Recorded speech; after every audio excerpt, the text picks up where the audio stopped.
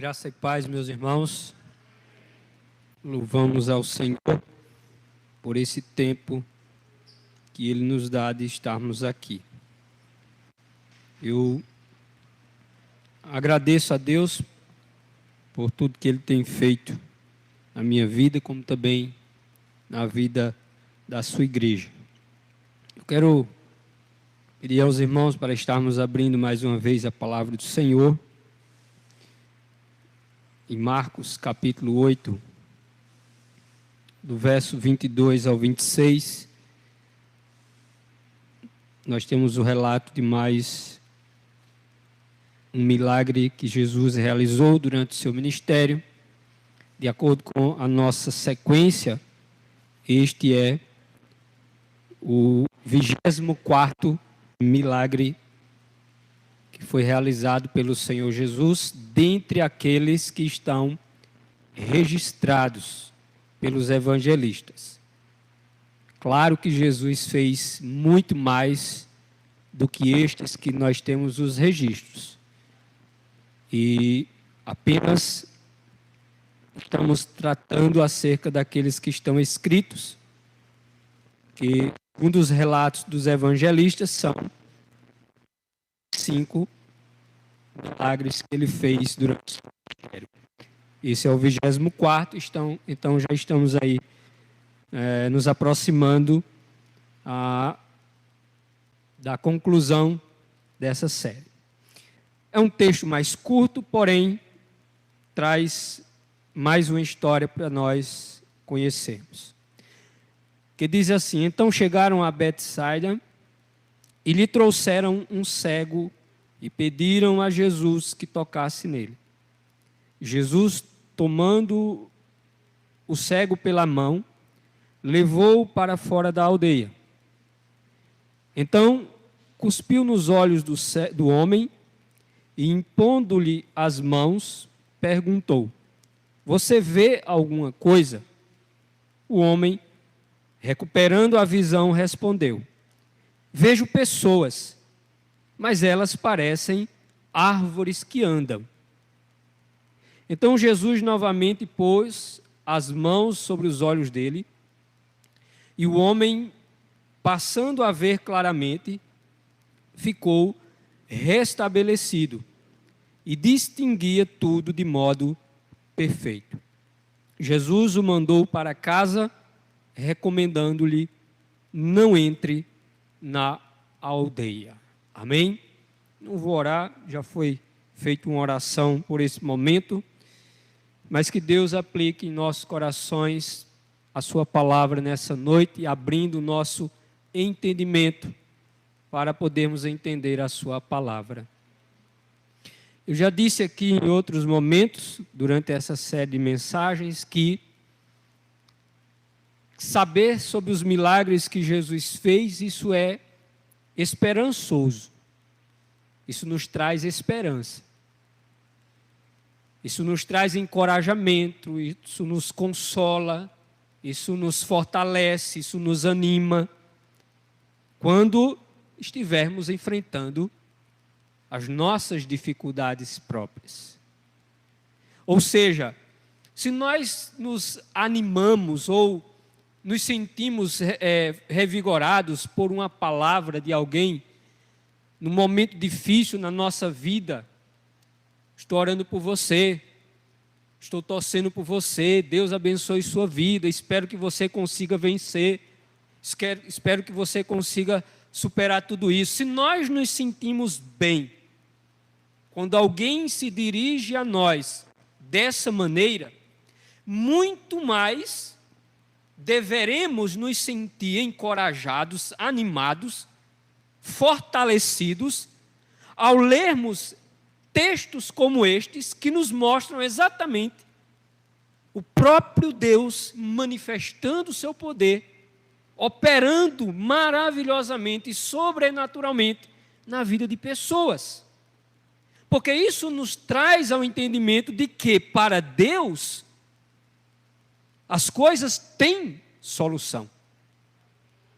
Para Deus, aquilo que é difícil aos nossos olhos, aquilo que muitas vezes não conseguimos sequer enxergar a possibilidade de uma solução. Mas quando nós olhamos para os registros dos milagres de Jesus, isso me dá esperança. Porque nos registros dos milagres de Jesus eu encontro o Senhor operando nas mais diversas áreas da vida e nas mais diversas situações possíveis. Das mais simples, como a febre da sogra de Pedro, como aquelas mais extremas, como a ressurreição do próprio Lázaro, morto há 4 dias. Isso me traz esperança. Porque do mais simples ao mais complexo, do mais fácil ao mais difícil, a Bíblia diz que o meu Deus, Ele pode todas as coisas. Então, encha o seu coração de esperança. Olhe para esses registros e coloque esperança no seu coração. E ao nos depararmos com esse texto, que parece se repetir, porque nós já falamos de algo semelhante em outros momentos,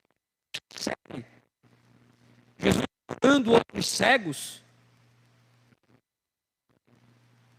mas outra vez nós temos muitas coisas a aprender nessa história, com essa nova história aqui. Cada história é a história de uma pessoa. Isso significa dizer que o Senhor olhou, como muitas vezes nós temos visto os evangelistas deixarem muito bem registrado, dizer que o Senhor tinha compaixão das pessoas. A tal ponto que certa vez Jesus disse que ele via as pessoas como ovelhas perdidas que não tinham pastor. E é assim que o nosso Deus nos vê. E por Ele nos ver assim e perceber a nossa condição de insuficiência, de incapacidade, Ele vê cada história como uma história individual. E por isso que nessa história de hoje existem algumas informações que nós não temos em outras, que nos dão algumas lições também para a nossa vida. Perceba que a história começa dizendo que Jesus vai a Betsaida e ali o Senhor vai realizar mais um milagre. No entanto, essa história ela acontece depois de um contexto em que Jesus havia operado um milagre de alimentar mais de 4.000 homens, como nós falamos na semana passada. E ao alimentar aquela multidão, Jesus entra no barco, se dirige para outra margem, e enquanto se dirigia para outra margem, chegando ali, olha o que diz os versos de número 17, desse mesmo evangelho. Marcos vai dizer o seguinte: percebendo a discussão, Jesus lhes perguntou: por que vocês estão discutindo sobre não terem pão? Os discípulos entraram no barco com Jesus, estavam se deslocando para uma outra localidade. E ao chegarem ali, eles começaram a pensar: nós não trouxemos pão mais uma vez.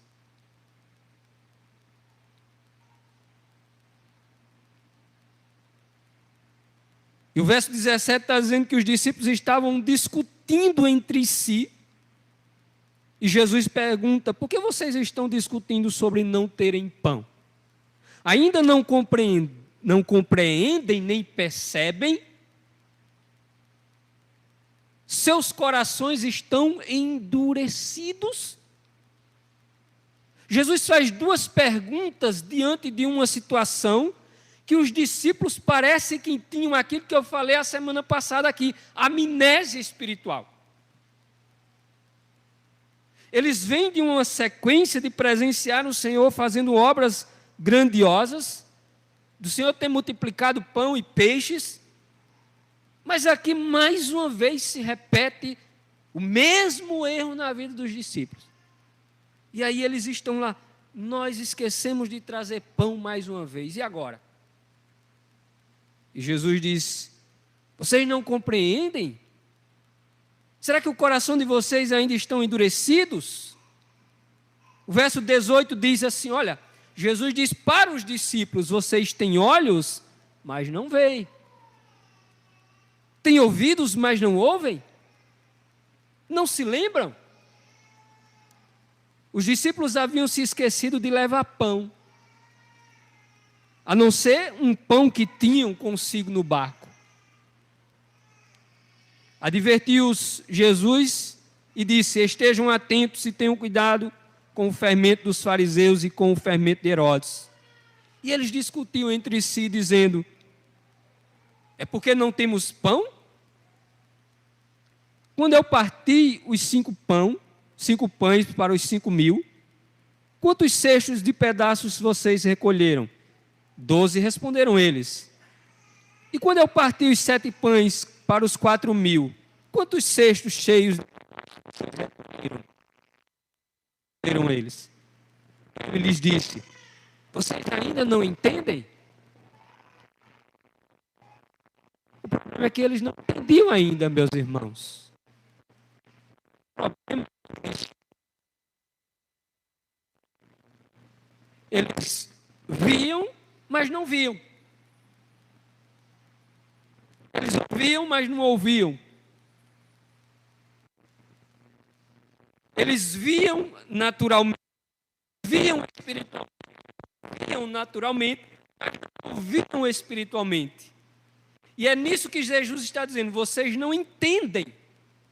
Vocês não estão entendendo o que eu estou fazendo? Mas por que eles não entendiam? É exatamente nisso que eu quero falar com os irmãos nessa noite. Nós vamos conhecer a história de um homem cego fisicamente. Mas o Senhor está falando aqui de uma cegueira que os seus discípulos ainda tinham, que era a cegueira espiritual. Os discípulos de Jesus tinham um problema de cegueira espiritual. No verso de número 18, Jesus diz, vocês têm olhos, mas não veem? Têm ouvidos, mas não ouvem? Cegueira espiritual.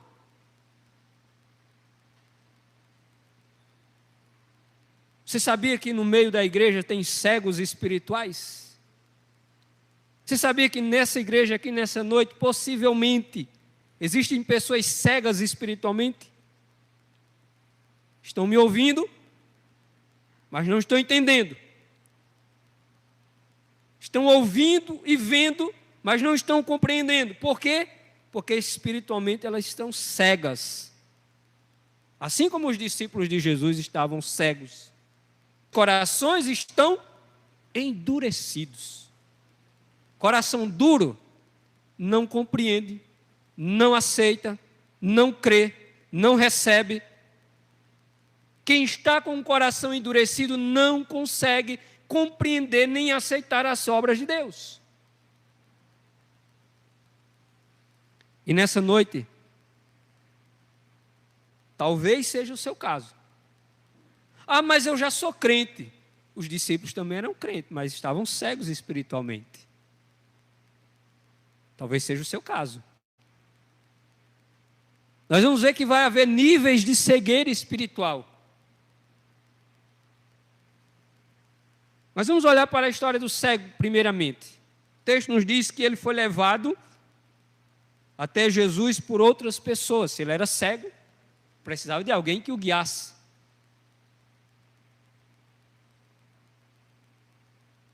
Existe uma questão aqui.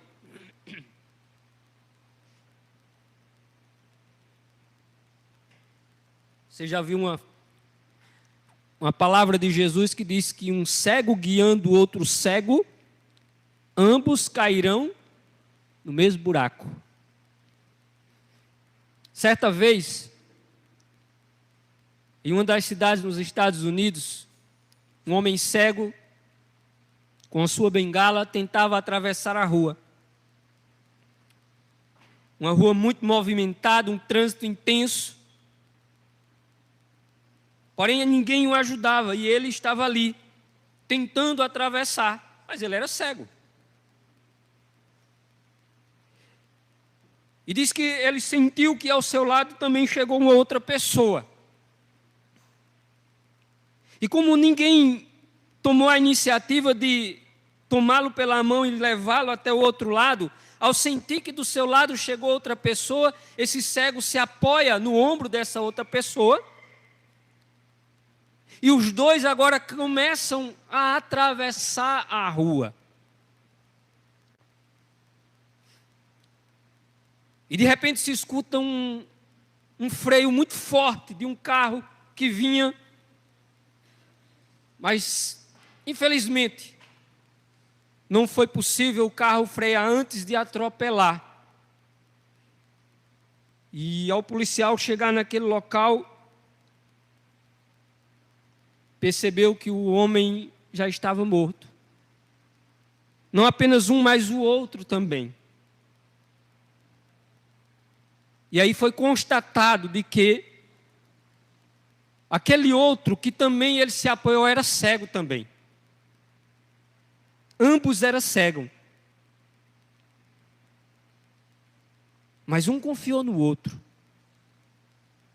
Mas eles não sabiam para onde estavam, eles não percebiam o que estava acontecendo. Eles não viam o que estava acontecendo.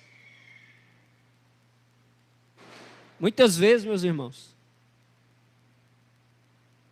a gente pode estar se apoiando nas pessoas erradas. A gente pode estar seguindo as pessoas erradas. Está escutando as pessoas erradas.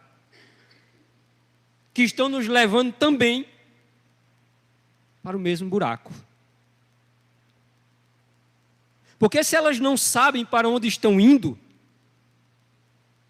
nós vamos nos perder também. Elas estão perdidas e nós vamos nos perder também.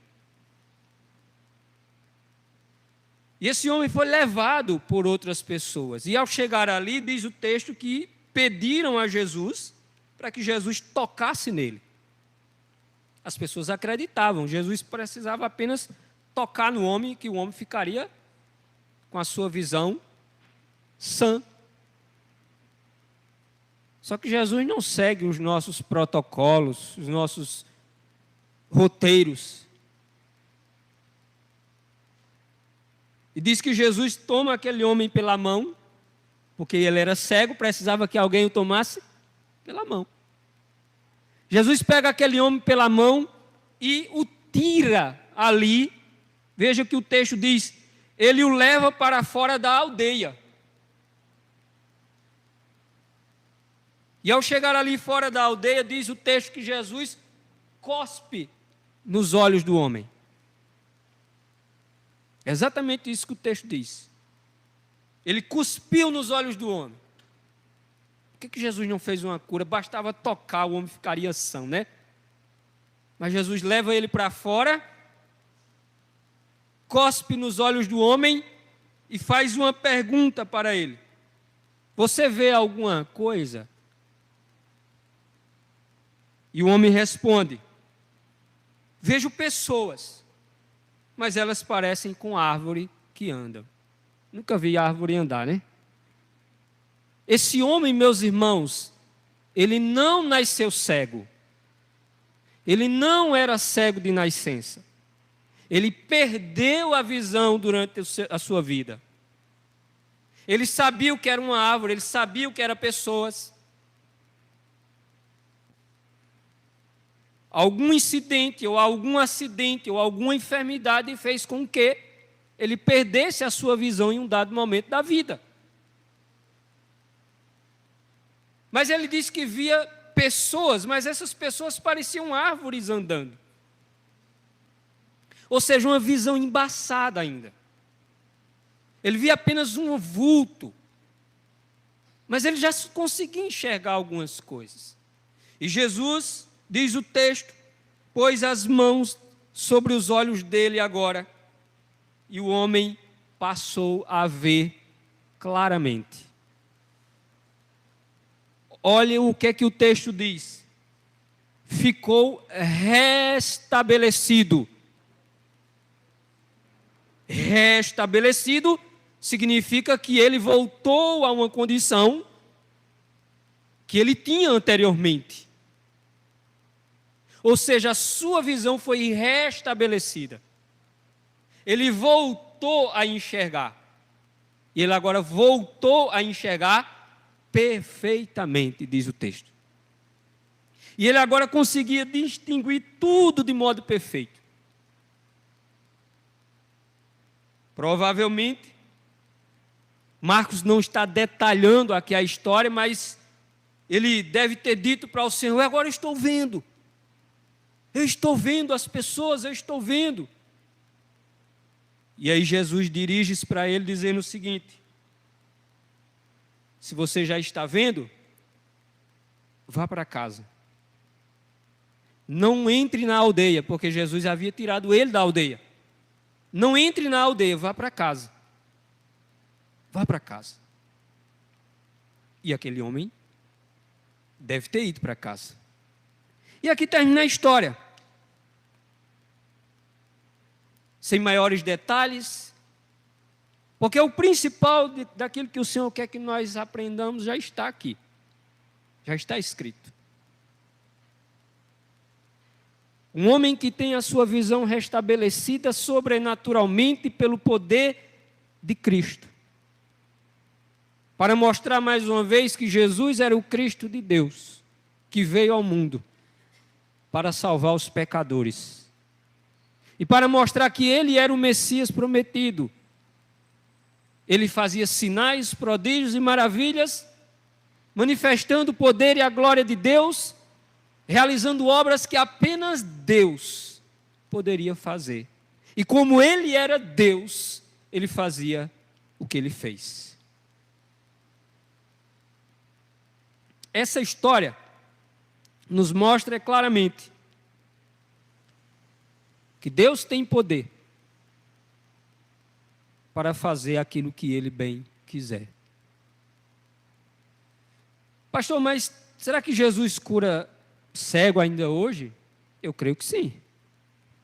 Eu creio que sim. Se Ele quiser, Ele faz. É claro que nesse momento, no início, era necessário os sinais para atestar a divindade de Cristo, de que Ele havia vindo, o Salvador havia chegado, era necessário os sinais. No entanto, o Senhor continua fazendo, operando na vida de muita gente, espalhado por esse mundo afora. O Senhor continua realizando milagres. No entanto, o maior milagre que o homem pode experimentar na sua vida é a salvação. É o milagre do novo nascimento. É o milagre da ressurreição espiritual. De alguém que estava morto e agora está vivo espiritualmente, pelo poder do Espírito Santo de Deus. E todo verdadeiro cristão, Deus fez na sua vida o milagre da ressurreição espiritual. Todo verdadeiro cristão. Você pode testemunhar, se você é um verdadeiro cristão, você pode testemunhar para o mundo e dizer: Jesus Cristo, Ele ressuscitou a minha vida. Porque eu estava morto, mas Ele me deu vida. E Ele me fez nascer de novo. Eu estava morto e Ele me deu vida. Eu estava cego e Ele abriu os meus olhos. E é por isso que nessa história nós vamos aprender de que o maior problema do homem não são as coisas físicas, não são as coisas materiais, mas são as coisas espirituais. Essa é a grande verdade, porque vivemos em um mundo onde as pessoas veem, mas não veem. Elas escutam, mas não ouvem. porque elas estão mortas espiritualmente, porque elas estão cegas espiritualmente, porque elas estão surdas espiritualmente, porque elas não entendem as coisas de Deus. O texto é claro quando diz, o profeta Isaías, no capítulo 35, versículo de número 5, diz assim: então os olhos dos cegos se abrirão, e os ouvidos dos surdos se destamparão. E quando aquele homem cego chega perante Jesus, nós vemos que Jesus opera um milagre de forma parcial na vida dele. Não é uma cura instantânea como outros momentos. Ela acontece em 2 etapas. Mas ela acontece. Ou seja, muitas vezes Deus opera uma transformação plena na vida de pessoas, onde mudanças significativas nós já conseguimos encontrar, presenciar na vida de pessoas de uma forma muito imediata. De pessoas que as suas vidas mudam imediatamente. Mas tem pessoas que elas demoram um pouco mais. Que elas têm um processo de mudança muito mais lento do que outros. Mas não significa dizer que essas pessoas não são salvas. Os discípulos de Jesus, eles eram salvos. Mas mesmo assim, Jesus disse que eles ainda eram cegos espiritualmente. Eles não entendiam. A cegueira, meus irmãos, ela pode acontecer em alguns níveis diferentes. Ela pode ser uma cegueira total, pode ser uma cegueira parcial, pode ser uma cegueira definitiva. Ela pode ser uma cegueira reversível. Na vida desse homem, ele era uma cegueira reversível. Ela foi uma cegueira que foi revertida. Fisicamente, existem pessoas que perderam a visão e está perdido. Existem outros que estão com a possibilidade de ser revertido. Existem outros que têm uma visão parcial, outros não têm de jeito nenhum. No entanto, quando nós trazemos para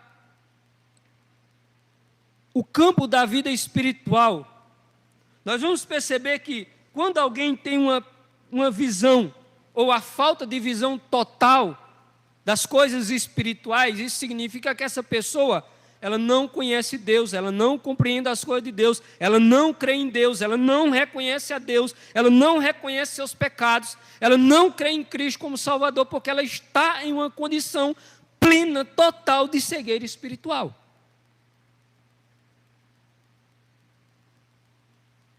Existem outros que podem encontrar-se em uma posição parcial.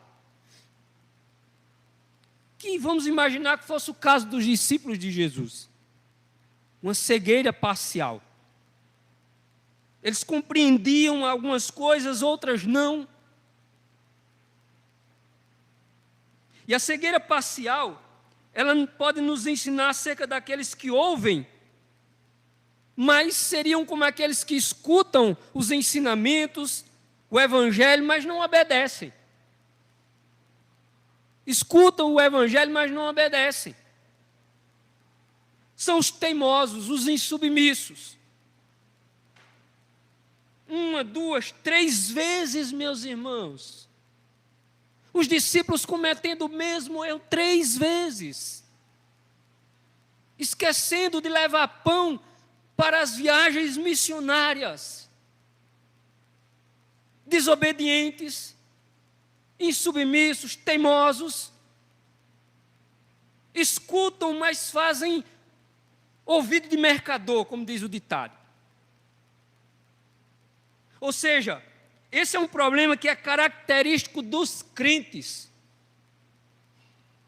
Quem tem perda de visão total são os descrentes, os incrédulos. Mas quem tem perda da visão espiritual de forma parcial são os crentes. São os crentes. Ouvem, mas não obedecem. São insubmissos à voz do Senhor, são teimosos. Não seguem os ensinamentos, insistem em caminhar nos caminhos errados.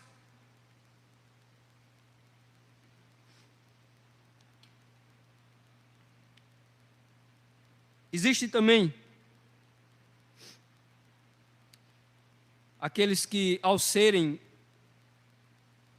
exortados, né, eles se arrependem, eles reconhecem. Que nós possamos fazer parte daquele grupo dos que, ao serem repreendidos, reconhecem os seus pecados, se arrependem, pedem o perdão de Deus, dá ouvido à palavra do Senhor. E não como aqueles que permanecerão em uma condição de insubmissão e de insensibilidade à voz do Senhor. Veja que Deus disse para o seu povo, que aquele povo, eles tinham um coração endurecido. E Ele disse, olha, quando vocês ouvirem a voz, não endureçam o coração. Tem muita gente, meus irmãos, do coração duro. Gente do coração duro. Saiba de uma coisa. Se você endurece o coração, mais prejudicado é você. Quem mais será prejudicado é você. Por isso que a Bíblia diz, se hoje ouvires a voz do Espírito Santo, não endureça o seu coração. Não endureça. Na igreja existem pessoas assim, cegas espiritualmente, que não percebem que são cegas. Sabe aquelas vezes que os pais dizem assim, menino, faz isso. E daqui a pouco você vê, o menino não fez. E aí você diz assim, você não ouviu? Parece que esse menino não me ouve. Só que o sentido ali não é ouvir, escutar, é obedecer. É fazer aquilo que você está mandando. E a mesma coisa é o que Deus tem dito para nós. Deus tem falado aos nossos corações, Deus tem apontado o caminho pelo qual nós devemos andar. Deus tem nos dado instruções, ensinamentos, correções. Mas nós insistimos em seguir o curso errado dos nossos corações. E não percebendo que isso é cegueira espiritual.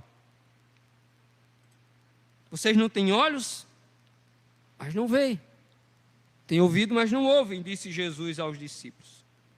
O Salmo 119, versículo 18, diz, desvenda os meus olhos para que eu veja as maravilhas da tua lei. Se Deus não abrir os nossos olhos, nós não vamos entender a palavra dele.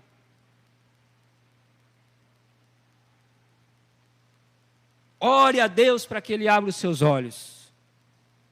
Se você não estiver entendendo nada, se você não estiver conseguindo compreender nada, crer em nada, ore para que Deus desvenda os seus olhos espirituais para que você possa ver, entender, crer nas coisas de Deus. Porque senão você não vai. Neste versículo, nós, meus irmãos, observamos que a cegueira espiritual é algo que nós precisamos orar para que Deus nos cure. As pessoas levaram um homem cego até Jesus, pediram para Jesus curar ele. Amém. Mas e se o cego for você? E se for você que esteja cego espiritualmente? Ore a Deus e diga, Senhor, desvenda os meus olhos, para que eu veja as maravilhas da tua lei.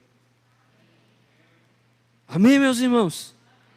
Porque às vezes os cegos somos nós, mas lembre-se que Jesus disse, vocês veem, mas não veem. Vocês têm olho, mas não veem. Por isso que nós devemos orar ao Senhor e dizer, Senhor, desvenda os meus olhos. Porque talvez eu não esteja entendendo, eu não esteja compreendendo, eu não esteja crendo. Eu não esteja reconhecendo a mão do Senhor, eu não esteja reconhecendo a obra do Senhor, o agir do Senhor. Desvenda os meus olhos. Será que existe algo em minha vida que tem bloqueado a minha visão? E tem feito com que eu não consiga enxergar o agir de Deus em meu favor? Será que tem? Muitas vezes tem. A Bíblia diz que Israel estava passando por um momento de sítio de inimigos. E aí o exército inimigo aparece na campina, milhares de soldados. E aí o povo olha e diz: estamos perdidos. E o profeta disse: estamos não. Olha o exército do Senhor. Não estou vendo nada. E o profeta dizia: olhem o exército do Senhor. E as pessoas diziam: não estou vendo nada. E aí o profeta disse: Senhor, abre os olhos deste rapaz para que ele possa ver. E quando o Senhor abriu os olhos do rapaz, ele viu um exército de anjos celestiais, com espadas para pelejar em favor do povo do Senhor. Ele via, mas não enxergava. Foi preciso Deus abrir os olhos espirituais para enxergar o Senhor.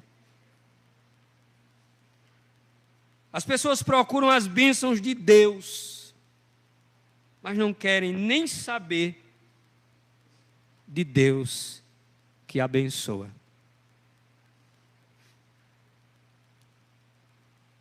É triste essa realidade, porque as pessoas continuam cegas. E Jesus vai restaurar a visão desse cego, nos versos 23 ao 25, como nós lemos no texto. Ele vai cuspir nos olhos do homem, ele vai depois colocar os dedos nos olhos do homem, e o homem vai voltar a enxergar. Efésios 1:18, Paulo disse assim: ora, eles oram também para que os olhos do coração de vocês...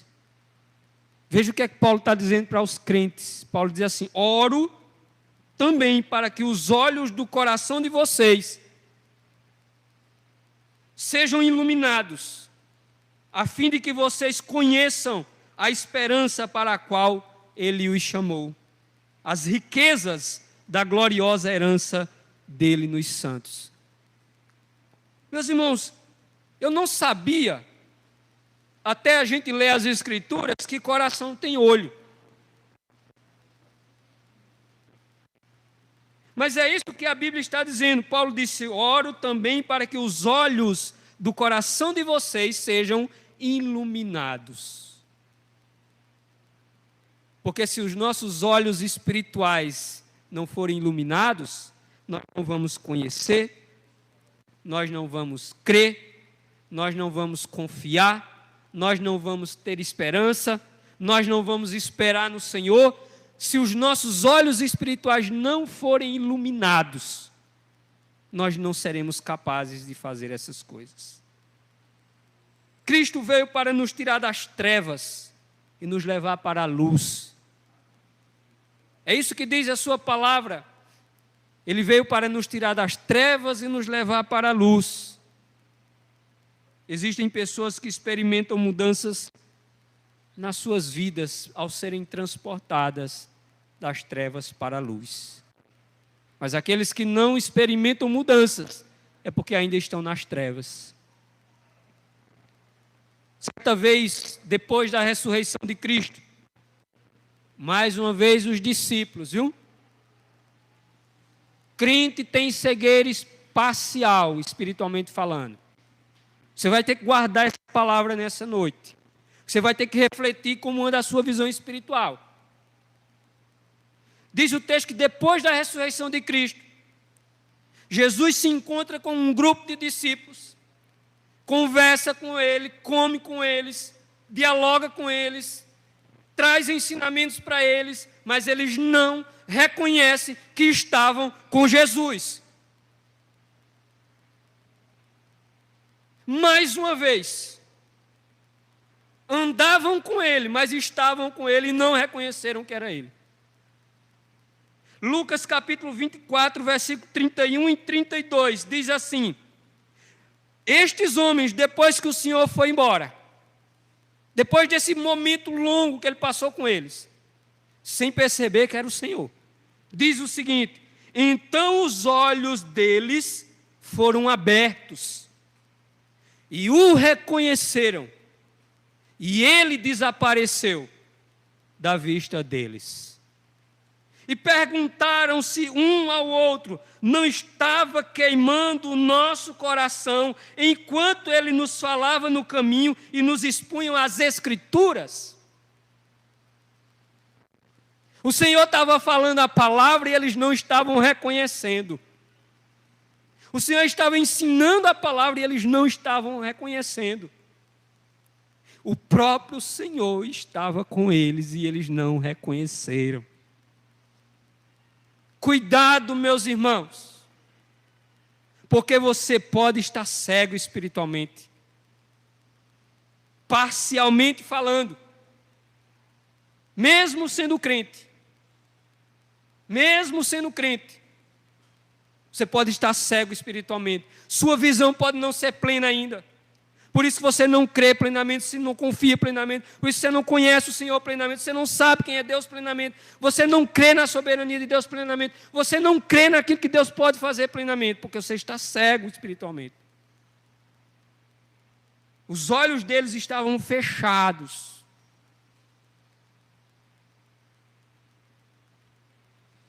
E depois de ser curado, aquele homem recebe uma ordem do Senhor, diz: vá para casa. Não volto para a aldeia, não. Vá para casa. Talvez Jesus deve ter dito para ele, né? Vá para a sua família, né? Conte para eles o que Deus fez na sua vida. Ou seja, o que tem de ensinamento aqui? O texto é muito simples, ele não detalha, diz apenas que Jesus disse: vá para casa, não entre na aldeia. E termina a história. Mas aqui tem lições importantes. Porque para Deus, o nosso lar, a nossa casa, é igreja também. É o lugar da habitação de Deus também. A nossa casa, o nosso lar,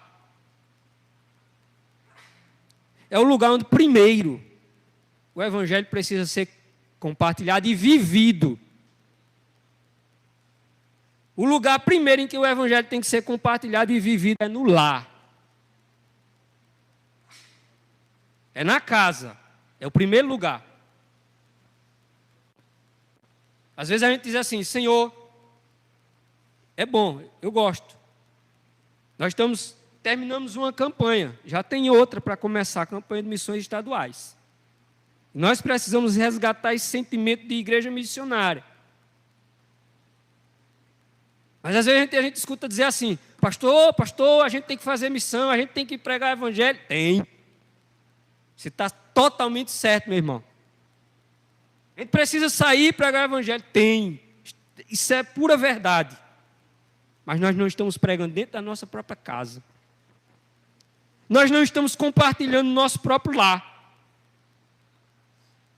O que adianta o homem ganhar o mundo inteiro?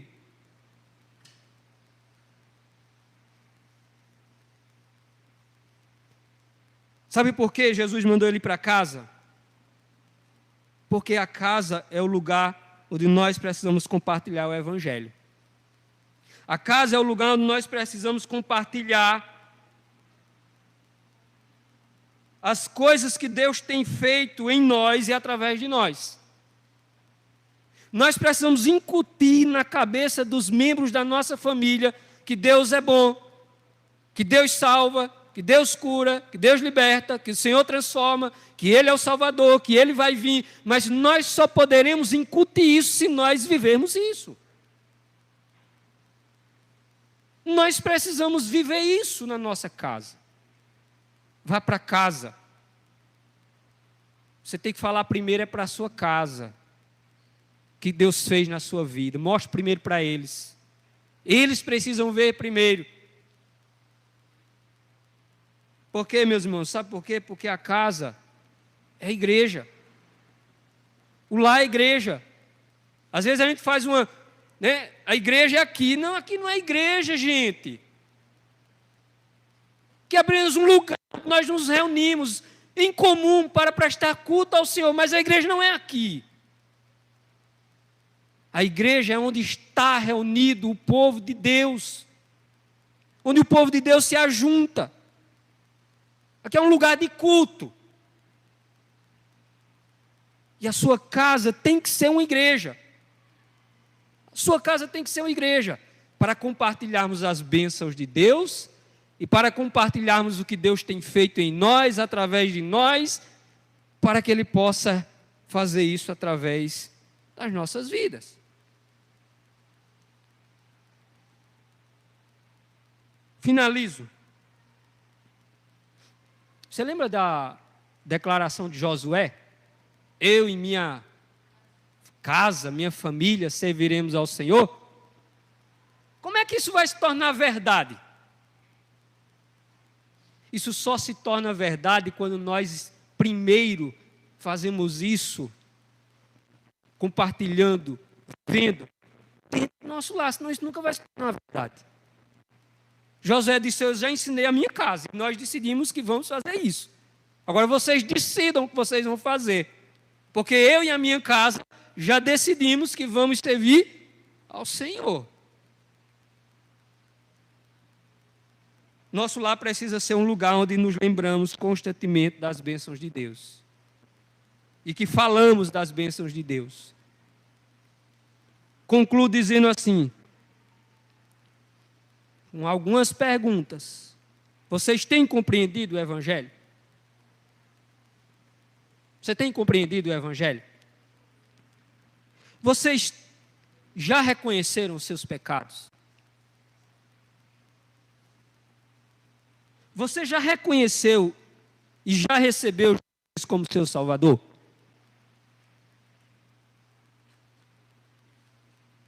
Você crê no perdão de Deus na vida de um pecador? Você crê que o futuro do homem é o céu ou o inferno? Você crê nisso?